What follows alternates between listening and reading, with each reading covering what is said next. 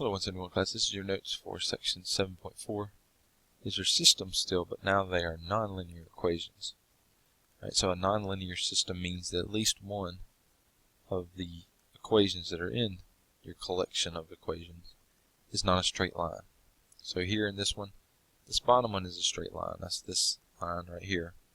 The top one, as you can see, if I solve for y, I'd have y equals something x squared. So that is not a line. This is quadratic or a parabola. So there's the parabola. But your solution is still the same thing graphically. It's the intersection points. So there's 2 points of intersection right there. And then in this case, y equals x squared plus 3 is a parabola. And then x squared plus y squared equals 9. If you recall, that's a circle, radius 3. And so what we end up with here is just that one single point of intersection. Right? But because of the fact that now these things are not straight lines, they can go back and bend a second time and touch more than once. So the same thing with this circle, this parabola down here. If I moved it down, this circle and the parabola, they could intersect. A circle and a parabola can intersect up to 4 times. So you could have anything from 0, like this parabola is up a little higher, all the way up to 4 points of intersection on this circle. And that's the thing that's a little bit tougher than what we've done in 7.1 with 2x2 systems, is now we have the potential for multiple points of intersection, especially when we start to have both things bend. Neither of the two equations are straight lines. Alright, so let's look at an example here. So it says solve by the substitution method. I've got an x squared, a y here, an x and a y here. So I can solve either of these two equations for one variable and substitute into the other. Obviously, if I solve for y here, I'm going to substitute for y, not x, because I would need a plus and a minus, right, if I solve for x. So I'm going to take this top equation, and I'm going to solve for y. So that would give me y equals x squared plus 1. Okay, again, if I add 1 to both sides. So I'd have the y by itself, and then I have x squared plus 1. All right, and then I'm going to substitute x squared plus 1. That's what y is equal to. I'm going to substitute that in for that y in the other equation. So I'll have 4x minus, here comes my y, but I'm going to substitute in x squared plus 1. All right, where that y was. And that equals negative 1. So once again, I'm just taking this y, 4x minus in front of it equals negative 1 to the right of it, and just replacing the y with x squared plus 1, which is what the other equation said that it's equal to. Alright, and then I'm just solving for x. So I'm going to distribute here. I'm going to get a 4x minus x squared minus 1 equals negative 1. Alright, and then right here, I'm going to add 1 to both sides, and I'll have a 4x minus x squared equals 0. Now, the reason I did that is because as soon as I distribute this negative through, I've got a quadratic equation, and to solve a quadratic, you set it equal to 0. So that's why I added the 1 over, and now I'm going to factor. I'm going to pull an x out of here. I'll have a 4 here, minus here I'll have a x, and that equals 0, and because it's factored, I can set each factor to 0. So x could be 0, or 4 minus x could be 0. So obviously, if this is 0, x is 0. If this is 0, x equals 4. Alright, and so far, those are my possibilities. Now, we go to our original system. You should be able to identify what these things are by now. So x squared equals y minus 1. Solving for y, that's x squared plus 1. That's a parabola that crosses at 1 on the y-axis, so something like that. Alright, and then 4x minus y equals negative 1. That's a line. If I solve that one for y, I'd have y equals 4x plus 1. So that's going to cross right here and do something like that. Alright, now Both of these are functions, so it's okay to plug in 0 and 4 into either one. Okay, but what we're doing, we found the x coordinates where these things cross. So this is at 0, and then it's over here. This other intersection point is at 4. So we found the x coordinates where they cross. Now we have to find the y's. So I can plug into this, or I can plug into the bottom and solve for y. So I'm going to plug this into the top. That's this equation that I used to substitute into. Just like before, when we use the substitution method, that gives us something to plug into, that bridge that takes us from two equations to one. Also gives us something to plug into to solve for the other variable. So y equals 0 squared plus 1. Y equals 1. So that's the point. 0 for x, 1 for y. And then if I plug in 4, I get y equals 4 squared plus 1. 4 squared is 16 plus 1 is 17. So y equals 17. So when I plug in 4 for x, I get out 17 for y. Alright, and then you should always check in the other equation. So we use this one, we use this one to come up with our y coordinates. So it's important to check in the other one. So 0 for x, 4 times 0 is 0, minus 1 for y. 0 minus 1 is negative 1. Okay, so that one works. And then 4 for x, 4 times 4 is 16, minus 17 is negative 1. So that one works as well. Alright, but remember, you do the same thing you do with systems. You substitute or add, to eliminate a variable, take it down to a single equation with one variable, solve that equation, and then plug back into the other one to get your others. Okay, now same thing. This is a line. So it's important for you to be able to identify these up front. This is a line, this is a circle. So with a line and a circle, this circle is centered at 2, negative 3. Alright, with a radius of 2. And then this is a line. The x-intercept is 3. And then the y-intercept is negative 3. So this thing's going to go down like this. And again, the reason I'm just making that rough sketch is to know that I got 2 points of intersection to find. Alright, that's what I'm expecting to find, is 2 points where these things have in common. Now, same thing, substitution method. I want to solve the top for x because that's the easiest thing to do by adding y over. And then I end up with x equals y plus 3. You don't always have to solve for y. And then just like before, this is what x is equal to. So I'm going to replace this x with y plus 3. Alright, so I've got it substituted in there for the x. But y plus 3 minus 2 is just y plus 1, so I'm going to write it as that. Alright, and then FOIL these out. Y plus 1 squared is y plus 1 times itself. Y plus 3 squared is y plus 3 times itself. And you'll need to multiply these out so you don't fall into that trap of squaring the y and squaring the 1, squaring the y and squaring the 3, which is what a lot of people want to do here. And they leave off that middle term. So this is a y squared, 1y, 2 y's, and then a 1. And then here I got a y squared, 3y, and 3y is 6y, and then 3 times 3 is 9. Alright, and then I combine my like terms. So 2y squared, 2y and 6y is 8y. 1 and 9 is 10. Now before you go into this and start solving it, well, once we get it isolated, I got 2y squared plus 8y.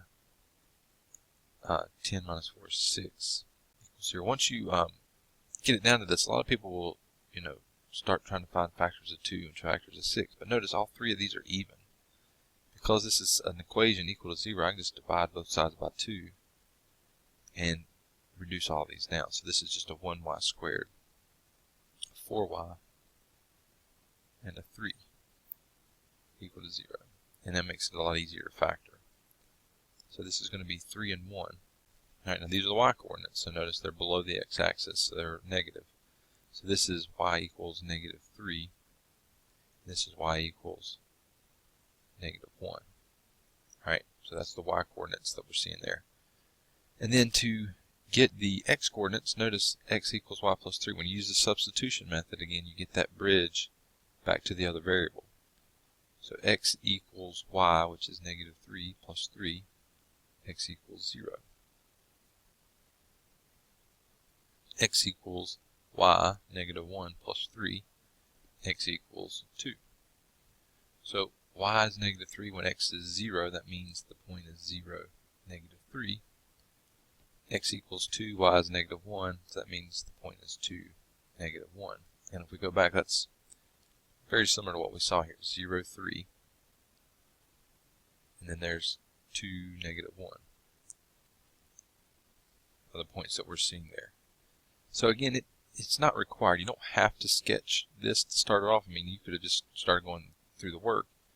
But it does help to know up front what types of points I should be looking for, how many points I should be looking for, that kind of thing. Another little trick you could have done on this when you're setting up your work, you can get creative with your substitutions when you do these equations, these systems.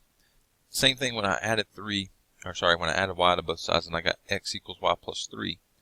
The traditional thing to do is to substitute this isolated variable into the other equation for the isolated variable. But notice y plus 3 is also equal to x. And right here, we had a y plus 3. So another thing you could have done here, and would have worked perfectly fine, was to replace this y plus 3 with x. And then you have this equation, x minus 2 squared plus x squared equals 4. You just substitute, because y plus 3 is equal to x, I'm actually making it a little bit smaller, squeezing in a little bit more.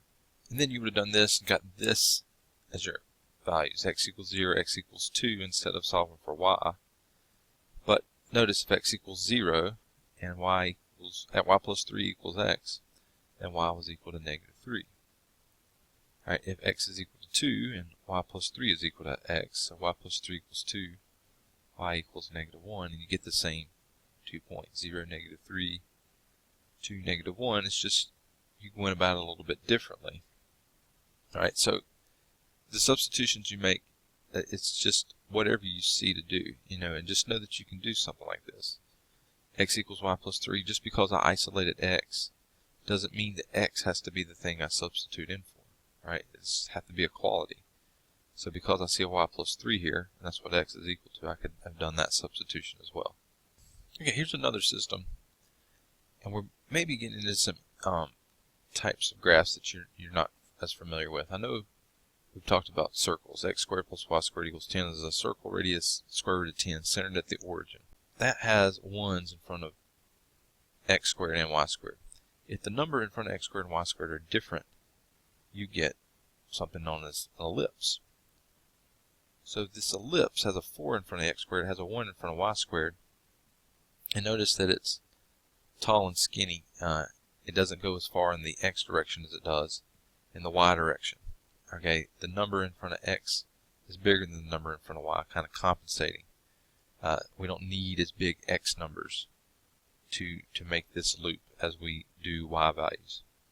So just notice that if the numbers are different, it's no longer a perfect circle. Now we're elliptical, or like an oval shape, and we don't need to go out as far in one direction, the one that has the bigger number. But notice again, 1, 2, 3, 4, you have 4 possible solutions here. We are going to have 4 solutions. Now you can see them graphically. I mean, you can plug them in and see them. But I want, again, to show you the work to do this. Now, all the methods that we talked about with linear systems from 7.1 are still valid here. So I would definitely use the elimination method here. I would multiply this bottom equation by a negative, changing all the signs, right? Changing that to a minus and changing that to a minus, and then I would add these things, and I would have 3x squared. These two cancel, equals 3, right? 13 minus 10 is 3.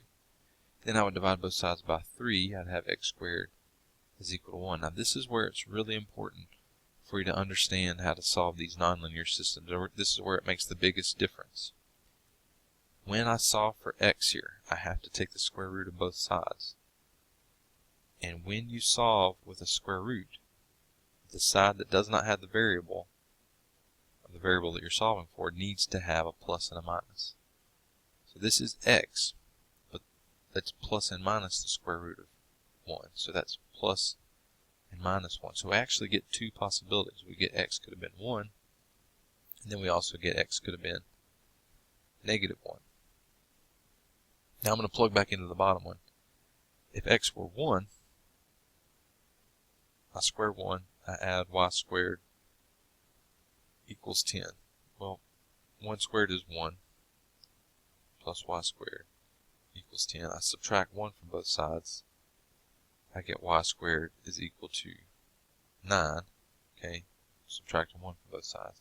And then the same thing. I've squared y and got 9. So when I take the square root to solve, I get y is equal to plus and minus the square root of 9. So y equals plus and minus 3. So note x equals 1, y has two possibilities. It's not a function, okay? So we have two possibilities, but I have to remember that when I go to solve. I have two values that could occur from there. Alright, now when I plug in negative 1, and notice from here on out, negative 1 squared is 1, plus y squared equals 10. From here on out, all the work's going to be the same. So I'm going to be left with y equals plus or minus 3 again. So now I get negative 1, 3, or negative 1, negative 3. Alright, so notice the x coordinates, the only thing that's changed there. But there's my four possible points.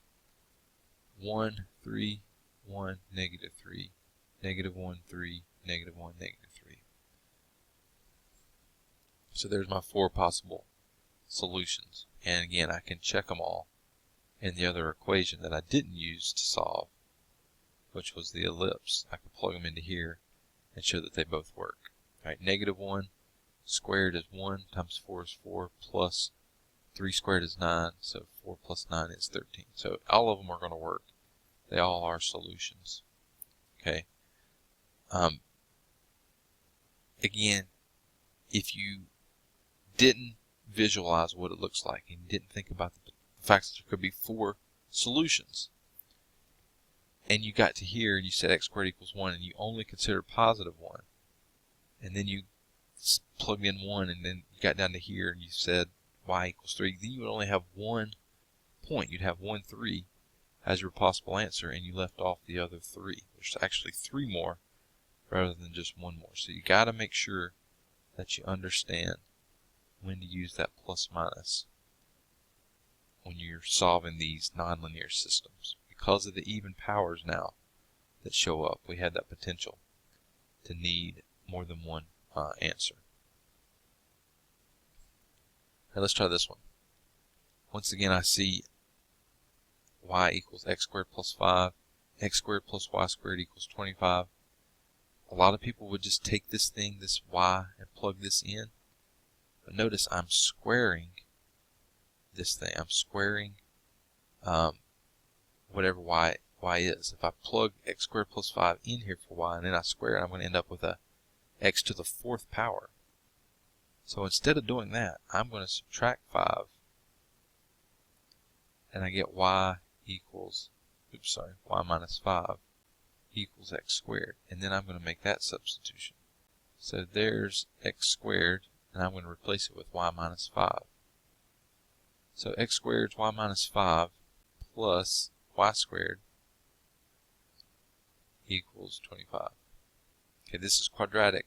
I'm going to rewrite it in descending order, and then subtract 25 from both sides. So y squared plus y minus 30 equals 0, and then solve this thing. Y. Alright, two numbers multiplied in negative 30 and then add to positive 1 would be negative 5 and positive 6. Alright, now I got y equals negative 6. I'm going to plug that in here.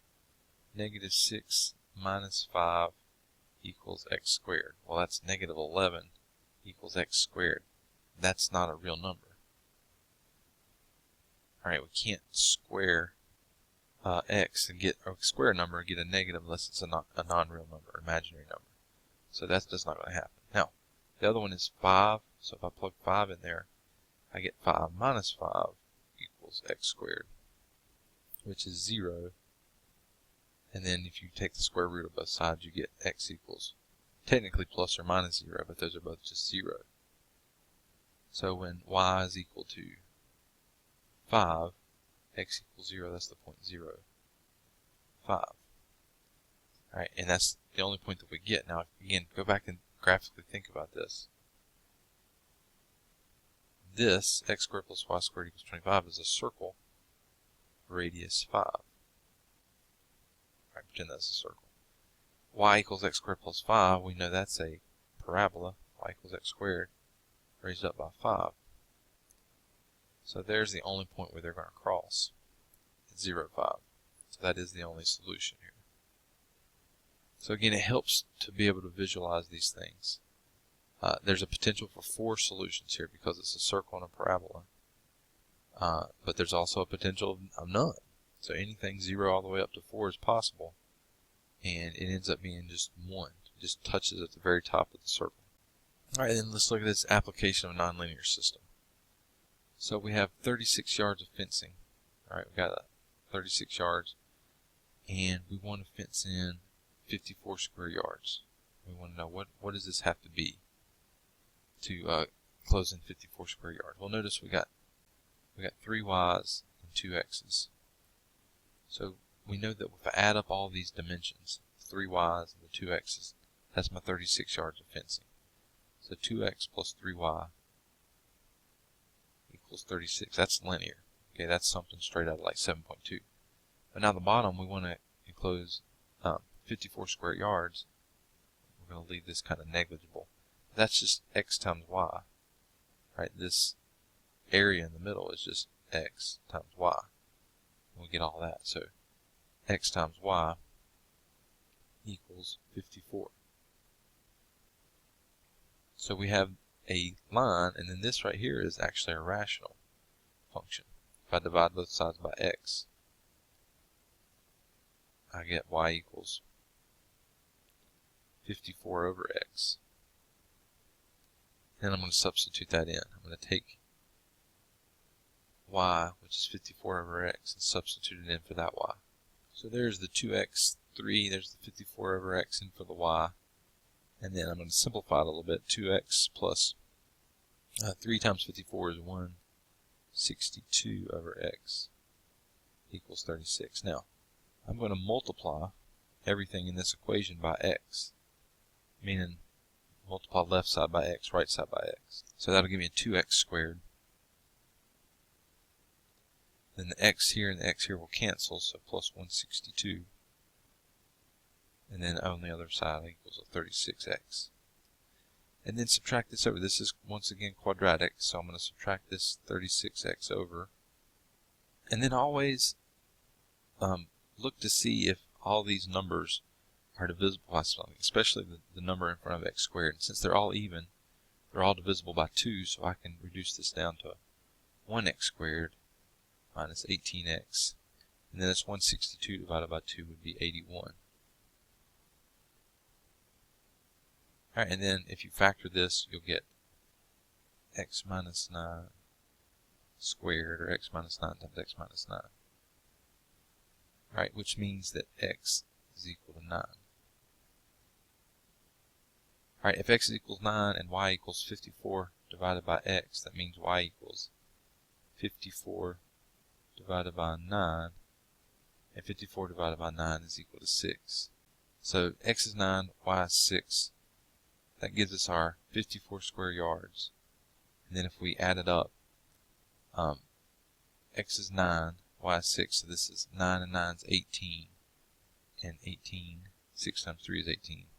Add up to 36. Alright, so there's our dimensions. 9 yards by 6 yards.